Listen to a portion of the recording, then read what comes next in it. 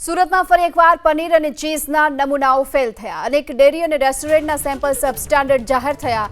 ટોર્નિટો પિઝામાંથી લેવામાં આવેલ પનીર ચીઝના નમૂના ફેલ થયા। ફૂડ એન્ડ ડ્રગ્સ વિભાગે અને હોટેલ રેસ્ટોરન્ટમાંથી પણ નમૂના લીધા હતા, જે પણ ફેલ ગયા છે।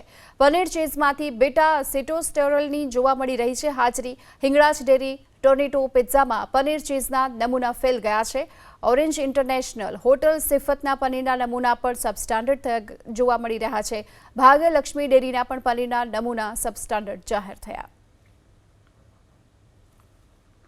મોટી હોટલોમાં પનીરનો ચટાકો લઈને શાક ખાતા હોય તો ચેતી જજો, કારણ કે આ પનીર સબસ્ટાન્ડર્ડ એટલે કે ખાવા લાયક નહીં હોવાનું સામે આવી શકે છે। જી હા, આરોગ્ય વિભાગ દ્વારા દરોડા પાડવામાં આવ્યા અને ત્યાં પનીર સબસ્ટાન્ડર્ડ સાબિત થયું।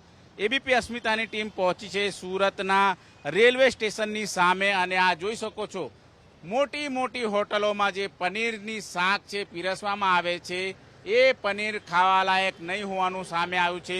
સૌથી પહેલા સિફત ઇન્ટરનેશનલ હોટલ અને આપણે જોઈશું। આ હોટલની અંદર સુરત મહાનગરપાલિકા દ્વારા જે પનીરના નમૂના લેવામાં આવ્યા હતા એ ફેલ ગયા છે।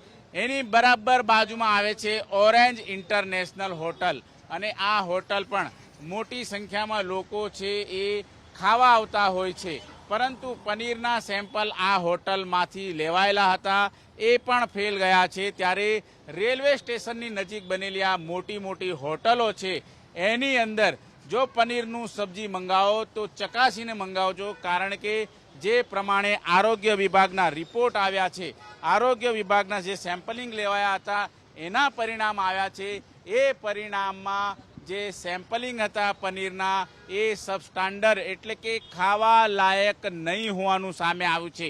ત્યારે આરોગ્ય વિભાગે આ બંને હોટલના માલિકો હશે તેમના વિરુદ્ધ કાયદેસરની કાર્યવાહી હાથ ધરી છે। કેમેરામેન રાકેશ પાનવાલા સાથે ધનરાજ બાગલે, એબીપી અસ્મિતા, સુરત।